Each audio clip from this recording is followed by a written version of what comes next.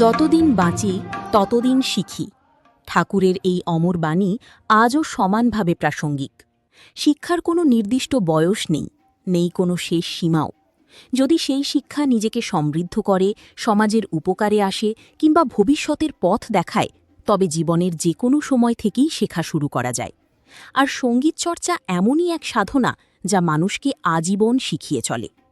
এই ভাবনাকেই বাস্তবে রূপ দিয়েছে রেণুকা সঙ্গীত কলা কেন্দ্র। বর্তমানে এই প্রতিষ্ঠানে মোট ছাত্রছাত্রীর সংখ্যা ১৩৫ জন। এর মধ্যে তবলার ছাত্রছাত্রীর সংখ্যা ১০৫ জন, যাদের প্রশিক্ষণ দিচ্ছেন শিক্ষক অভিজিৎ চন্দ্র রায়। অন্যদিকে গানের ছাত্রছাত্রীর সংখ্যা ৩০ জন, তাদের প্রশিক্ষণ দিচ্ছেন সঙ্গীত শিক্ষিকা কল্পনা রায়। স্বামী স্ত্রী মিলে নিষ্ঠার সঙ্গে পরিচালনা করছেন এই সঙ্গীত শিক্ষা কেন্দ্র। কল্পনা রায়ের জীবন কাহিনী অনেকের কাছেই অনুপ্রেরণার। তিনি ছোটবেলা থেকে সঙ্গীত শিল্পী ছিলেন না। ২০১২ সালে নিজের মেয়েকে গান শেখানোর জন্য একটি সঙ্গীত বিদ্যালয়ে ভর্তি করানোর পর তার মনে হয়, মেয়ের সঙ্গে আমিও যদি গান শিখি তাহলে একদিন আমিও তাকে শেখাতে পারব। সেই ভাবনা থেকেই শুরু হয় তাঁর সঙ্গীত যাত্রা। এরপর তিনি স্থানীয় ও জাতীয় স্তরের ২ প্রতিষ্ঠিত সঙ্গীত শিক্ষকের কাছে দীর্ঘদিন তালিম নেন। শেখার পাশাপাশি মাত্র ১-২ ছাত্রী নিয়ে শুরু করেন শিক্ষাদান। প্রায় সুদীর্ঘ ১৪ বছরের নিরলস সাধনা, অধ্যবসায় ও ভালোবাসার ফলেই আজ তাঁর কাছে সঙ্গীত শিখছে ৩০ জন ছাত্রছাত্রী। উল্লেখযোগ্য বিষয়, তাদের মধ্যে কয়েকজন ছাত্রীর মায়েরাও নিয়মিত গান শিখছেন তাঁর কাছেই। সম্প্রতি অনুষ্ঠিত হয় সুরভারতী সঙ্গীত কলা কেন্দ্রের বার্ষিক পরীক্ষা।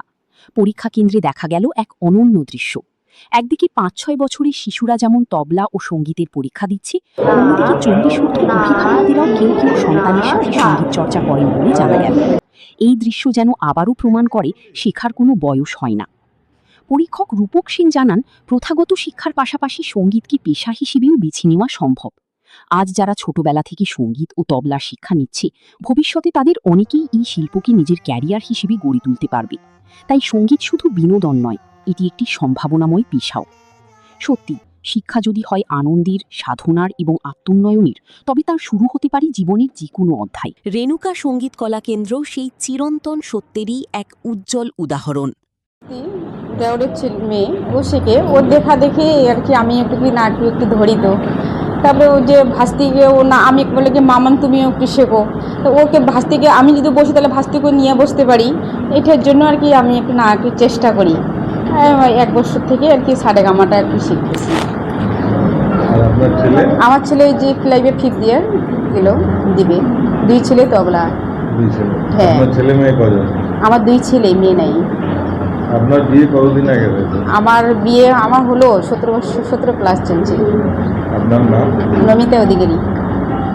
আপনার বাড়ি কোথায়? বড় কাগড়রা। ধরুন আপনি যে অল্প অল্প শিখছেন, ঠিক আছে, কেমন লাগছে এই বয়সে? হ্যাঁ, ভালো লাগতেছে। বসে একটু সময় কাটার জন্য একটু বসে আছি, একটু ধরলাম। তারপরে ভাস্তিকে নিয়ে একটু বসলাম, ওরও একটু চর্চা হলো, আমারও একটু হয়ে গেল। 1 বছর থেকে করছি আর। আপনার সঙ্গে আপনার ছেলে বা মেয়ে কি? হ্যাঁ, আমার ছেলেও শেখে, মেয়েও শেখে। ছেলে তবলা শেখে, মেয়ে গান শিখছে। আপনি যে শুরু করলেন, কি ভেবে শুরু করেছেন?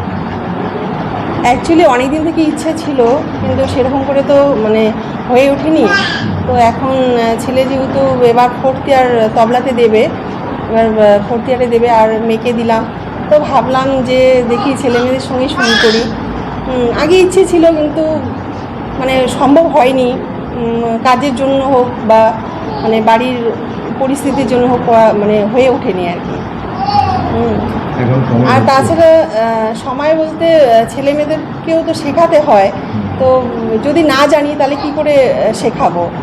তো তার সাথে সাথে মেয়েকে যখন শেখায়, তো পাশে দিদিমণির সঙ্গে বসে থাকি, বাচ্চাকে যখন শেখাচ্ছে তার সাথে বসে থাকি। তো সাথে সাথে শিখতে শিখতে তখন মনে হয় যে আমিও একটু করি আর কি। সেরকম করে শেখা হয়ে ওঠেনি। ওর সাথে সাথেই আর কি বলা, যে ও বলছে তার সাথে সাথে হয়তো সারেগামাটা একটু করা। এরকমই যে আমরা যে একটা প্রফেশনাল বা শিখে উঠেছি অনেকটা, সেটাও না। বাচ্চা। আপনার কতদিন আগে বিয়ে হয়েছে? আমার তো বিয়ে 15 প্লাস হয়ে গেল। আমার বয়সও চলছে 40 প্লাস। আপনার নাম? আমার নাম সুস্মিতা বর্মন। আপনার বাড়ি কোথায়? আমার বাড়ি মাথাভাঙ্গা, নিউটন পাড়া। ধন্যবাদ। নাম তোমার? দৃষ্টি বর্মন, কোন ক্লাসে পড়ো? ক্লাস 8। আর এই যে সঙ্গীতের চর্চা কতদিন থেকে করছো? 1 বছর। 1 বছর থেকে। এই ম্যাডামের কাছে করো? হ্যাঁ। তুমি কী ধরনের সঙ্গীত, তোমার কী সঙ্গীতের চর্চা করো? রবীন্দ্রসঙ্গীত, নজরুল গীতি, ভোকেশনাল। আজকে এখানে কি পরীক্ষা হবে তোমাদের? হ্যাঁ। মানে কোন ইয়ার এটা যেটা পরীক্ষা হবে? নজরুল গীতিও হবে, রবীন্দ্রসঙ্গীতও হবে। আপনাকে জানা আমার পুরাবে না, আমার পুরাবে না। এই জানারই সঙ্গে সঙ্গে তোমায় চেনা, এই জানারই সঙ্গে সঙ্গে তোমায় চেনা। কত জনম মরণেতে তোমারই ওই চরণেতে। নাম? আমার নাম কৃতিকা বর্মন। তুমি এখন কোন ক্লাসে পড়ো? আমি এখন ক্লাস 6-এ পড়ি। ক্লাস 6-এ? হ্যাঁ। তুমি কবে থেকে গান শেখা শুরু করেছো? 4 বছর। 4 বছর হলো। মানে হ্যাঁ। ক্লাস 2 থেকেই গান শিখছো নাকি? হ্যাঁ।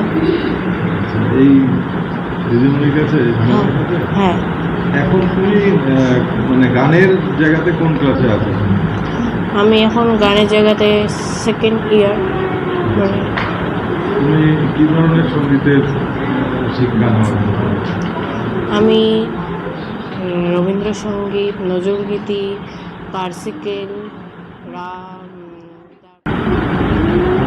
আমি মারের সাগর পাড়ি দেব, বিষম ঝড়ের বাহার আমার ভয় ভাঙাই না হে। আমি মারের সাগর পাড়ি দেব। তোমার নাম কি? আমার নাম অরিত্রী অধিকারী। তুমি গান শেখো? আচ্ছা, কোথায়? এখানেই শেখো? এই ম্যাডামের কাছে শেখো? তুমি কোন ক্লাসে পড়ো? ক্লাস 1-এ পড়ি। কোন স্কুলে? সারদা শিশু তীর্থ। শিশুতে। তুমি কি গান করো এখন? ছড়ার গান, রবীন্দ্রসঙ্গীত? আচ্ছা, ভেরি গুড। তোমার নাম কি? আনিশা রায়, কোন ক্লাসে পড়ো তুমি? ক্লাস 6-এ। আচ্ছা, তুমি এখানে গান শেখো কতদিন থেকে? 1 মাস। ও সরি, 1 বছর। তুমি কি গান শেখো? আমি রবীন্দ্রসঙ্গীত, তারপর নজরুল গীতি। এমনি তুমি কোন স্কুলে পড়ো? SCG English academy. বাহ, আজকে এখানে গানের পরীক্ষা হচ্ছে তোমাদের? ভালো লাগে গান শিখতে? হ্যাঁ, না মা বলেছে বলে জোর করে শেখাচ্ছে তোমাকে? ভালো লাগে তো তোমার? ভালোবেসে করো তো? বাহ, সুন্দর। ঠিক আছে। নাম কি? আমার নাম মধুরাজ বর্মন। তুমি গান শেখো? হ্যাঁ। কি গান শেখো? ছড়ার গান। ছড়ার গান শেখো? বাহ। আর তুমি কোন ক্লাসে পড়ো? আমি PA। তুমি একটা ছড়ার গান ছোট্ট 1 লাইন বলবে? বলো, এটা একটু আরেকটু কাছে নাও। হ্যাঁ। আমাদের রাজা রাজত্বে, নইলে মোদের রাজার সামনে মিলব কি সত্যে, আমরা সবাই রাজা।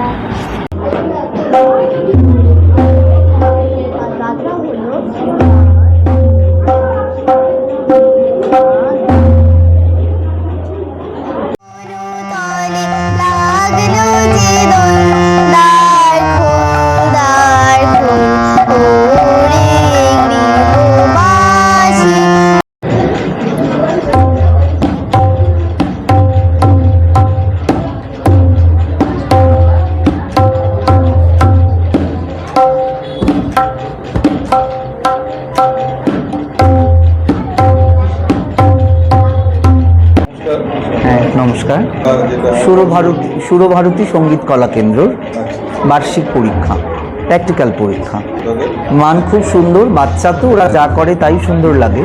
আর ওরা তো একটা ডিসিপ্লিনের মধ্যে আছে অলরেডি, মাতৃবন্দনা দিয়ে শুরু হয়েছে, যথেষ্ট ভালো জানে ওরা, অনেক স্টাডি করে। ওদের মতন বয়সে আমরাই এত কিছু সুন্দর পারতাম না। ভালো লাগছে, বাচ্চাদের উৎসাহ দেখে ভালো লাগছে। দেখুন, শুরু হয়তো আদ্য দিয়ে, পরীক্ষাটা বড় কথা নয়, কতটা শিখলো, ভেতরে কতটা মজ্জাগত হলো, সেটা আসল কথা। ভালো গুরুর প্রয়োজন, এগুলো তো গুরুমুখী বিদ্যা, সঙ্গীত, নৃত্য, কলা, সবার আগে ভালো গুরু প্রয়োজন। তারপর ছাত্রের উৎসাহ উদ্দীপনা ভীষণ দরকার, বাড়িতে সব মিলিয়ে পরিবেশ দরকার, আর তারও আগে যেটা দরকার সামাজিক সচেতনতা। এখনও বলতে বাধা নেই, অনেক গার্জিয়ান বা আমরা অনেক যারা অভিভাবক আছি, আমরা ভাবি যে গান বাজনাটা সাইড হিসাবে থাকবে, অথচ দেখা যাচ্ছে দিনের পর দিন পড়াশোনার পাশাপাশি সঙ্গীত, নৃত্য এগুলি বিষয়ে যথেষ্ট গুরুত্ব পাচ্ছে। এক্সট্রা ক্যারিকুলার অ্যাক্টিভিটিসের উপরে গুরুত্ব দেওয়া হচ্ছে, এটা দিয়ে আজকাল মিউজিক থেরাপি হচ্ছে, রোগীদের ডাক্তাররাও এগুলো নিদান দিচ্ছেন।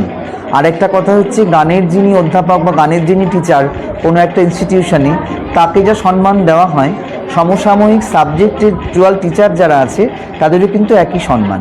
তো আমাদের সে জায়গাটা থেকে বেরিয়ে আসতে হবে। গান বাজনাটা সাইড নয়, এটা প্রধান জীবিকা হিসাবেই করে দেখা যেতে পারে। যার ভালো লাগে তাকে এটা নিয়ে এগিয়ে যাওয়া উচিত, মাঝপথে যেন ছাড়িয়ে না দেয় কেউ। অনেক পড়াশুনো আছে, এই পড়াশুনোর শেষ নেই। প্রথমে ফার্স্ট ইয়ার থেকে 7th ইয়ার, 8th ইয়ার, 9th ইয়ার, এবং তারপর বিশ্বভারতী, রবীন্দ্রভারতী, সেসব জায়গাতেও গান বাজনা নিয়ে bachelor degree, master degree, PhD অবধি করা যায়। সুতরাং এটাকে ছোট করে ভাবার কিছুই নেই। আমরা ভাবছি না, কিন্তু দেখা যাচ্ছে এটা এখনও সাইড হিসাবে রয়ে গেছে। এটা খুব দুঃখ লাগে, এটা মেইন কোর্সে এখনও সেভাবে আসতে পারেনি। এটা গার্জিয়ানদের, আমাদের হয়তো কোথাও ত্রুটি, সে জায়গা থেকে বেরিয়ে আসাটা খুব দরকার। তার জন্য স্কুলগুলো তো আছেই, এখানে আসলে বোঝা যায় যে কতটা চর্চা।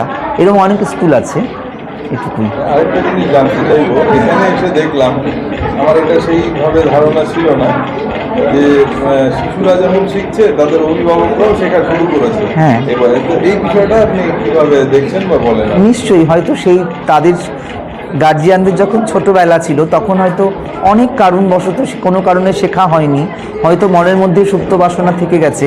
এটা নিশ্চয়ই সাধুবাদ জানাই, অবশ্যই শেখার কোনো বয়স নেই। খুব ভালো লাগলো। আমার নাম রূপক সেন, আমার বাড়ি কোচবিহারে। আমাদের স্কুল 5 বছর। 5 বছর। 5 বছর।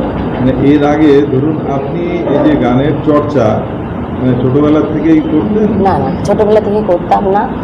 আমার 2012 থেকে শুরু, মেয়েকে দিয়ে, আমার বড় মেয়েকে দিয়ে আমি শুরুটা করি। তারপরে ভাবলাম যে না, এই সুযোগে আমার মনের ইচ্ছাটা পূর্ণ করি।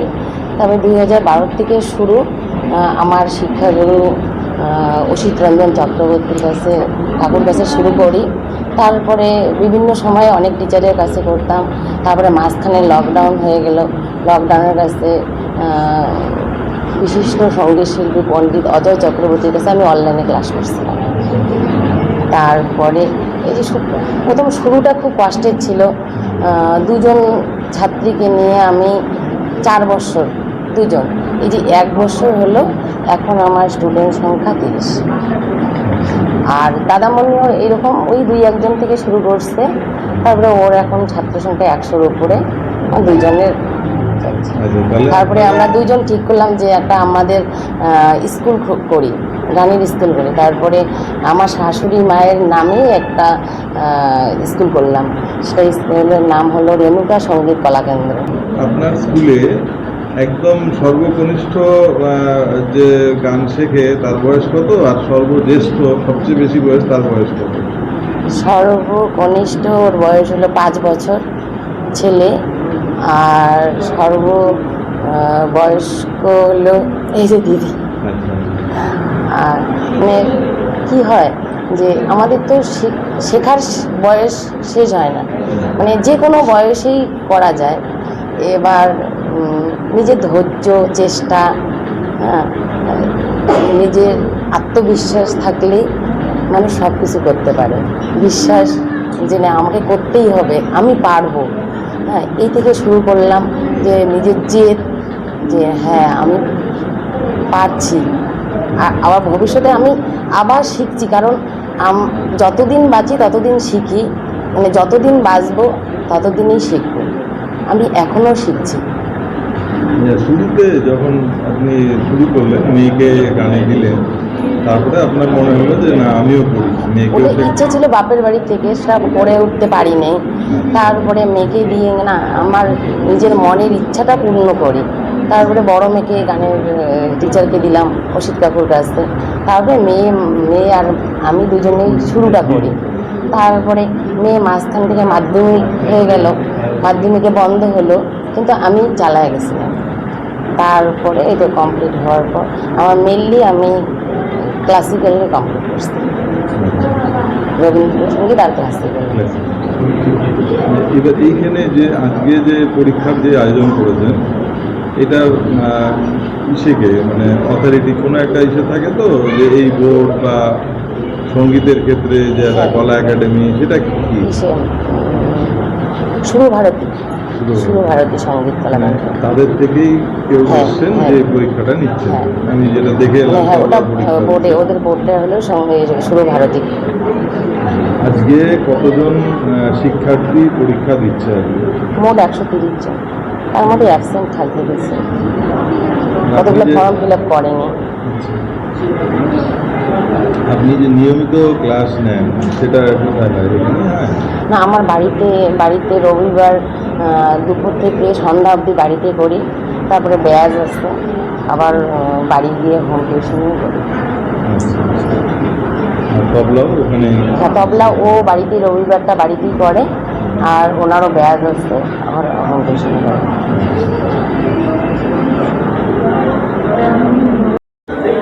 নমস্কার, আমি অভিজিৎ চন্দ্র রায়, এই মাথাভাঙা রেণুকা সঙ্গীত কলা কেন্দ্রের আমি শিক্ষক হিসেবে আছি। আর রেণুকা সঙ্গীত কলা কেন্দ্র শুভ ভারতী সঙ্গীত কলা কেন্দ্রের দ্বারা অনুমোদিত একটি সংস্থা। আমার সংস্থার বেশি দিন হয়নি, 2021 সালে আমাদের এই সংস্থায় আমরা অনুমোদন পেয়েছি। তো অনেক কষ্ট করে আমি তো এই সংস্থায় যখন আসি, আজকে 10 বছর ধরে আমি এই লাইনে আছি। তো 10 বছরে আমার শুরু যখন করেছিলাম, জিরো থেকে শুরু করেছিলাম, অর্থাৎ 2-1 ছাত্র দিয়েই শুরু করেছিলাম। এর আগের লাইফে অনেক হিস্ট্রি আছে, ওটা বাদ। এখন যেটা বলছি, যে যখন শুরু করি তখন আমি 1জন ছাত্র দিয়েই প্রথম শুরু করি, এবং প্রথম যখন ছাত্র আমার পরীক্ষা দেয়, সেটা হচ্ছে 5জন ছাত্র প্রথম পরীক্ষা দিয়েছিল, ওটা হচ্ছে বঙ্গীয় সঙ্গীত পরিষদ থেকে দিয়েছিল। তারপরে আজকে প্রায় 10 বছর হয়ে গেল। 10 বছরে আমার রেণুকা সঙ্গীত কলা কেন্দ্রের ছাত্র সংখ্যা বেড়ে দাঁড়িয়েছে এখন প্রায় 130-এর মতো ছাত্র। আর সেই সঙ্গে আমার সহধর্মিণী কল্পনা রায়, ওরও খুব ঐকান্তিক চেষ্টা করে আজকে ছোট্ট জায়গা থেকে মোটামুটি ভালো একটা জায়গায় গান শেখাচ্ছে দিদিমণি। হ্যাঁ, মোটামুটি ওনারও 25-30 জন ছাত্র অলরেডি হয়ে গেছে। আজকে তারাও পরীক্ষা দিচ্ছে আমার এই সংস্থায়। আজকে আমাদের 2026 শিক্ষাবর্ষের বার্ষিক ক্রিয়াত্মক পরীক্ষা চলছে, আর এইভাবে প্রত্যেক বছরই হয়ে যায়, পরীক্ষা হয়। আমরা চেষ্টা করব যাতে প্রত্যেক বছর এইভাবে আমার রেণুকা সঙ্গীত কলা কেন্দ্রের থেকে ছাত্র যাতে ভালোভাবে পরীক্ষা দিয়ে ভালো রেজাল্ট করে বেরিয়ে আসতে পারে, এই চেষ্টাই আমি সবসময় রাখি। নমস্কার।